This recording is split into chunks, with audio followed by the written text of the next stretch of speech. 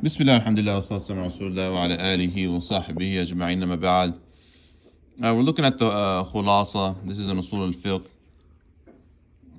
by the great Sheikh Sidi Abdul Qadir al-Fasi.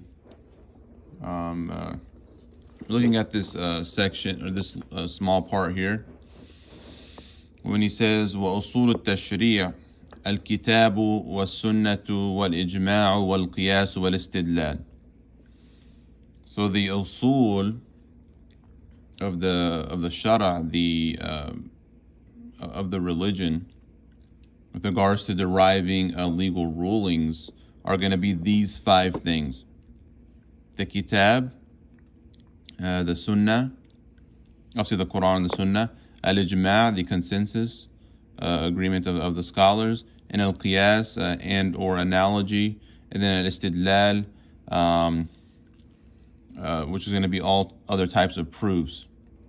So the Sunni way, that's been for centuries now, are these first four accepted by everyone, especially because we take the four schools of fiqh only. There's no fifth school, and those four schools accept these four: kitab, sunnah, ijma', and qiyas.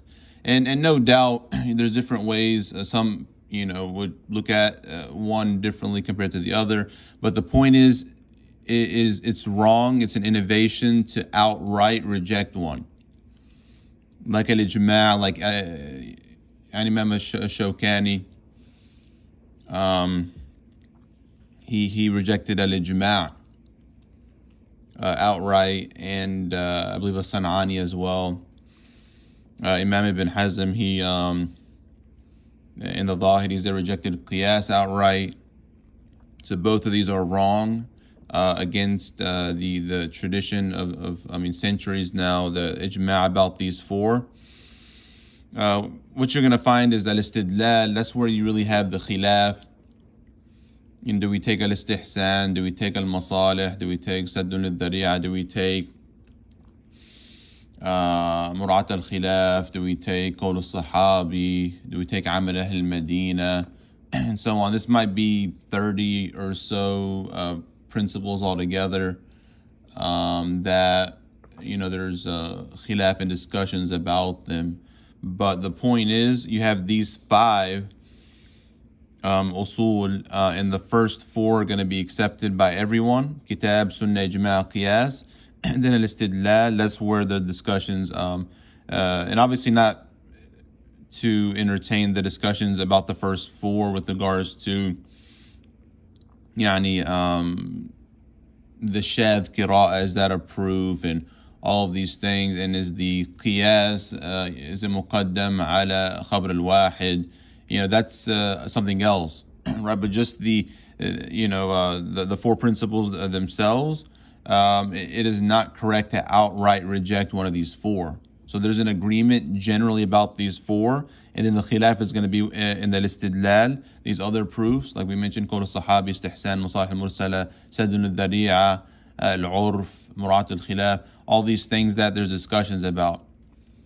All right, so if you hear that someone has rejected one of the first four outright, then know that this is not in line with the tradition, right? And this is innovation, and you need to bring them back to the four schools.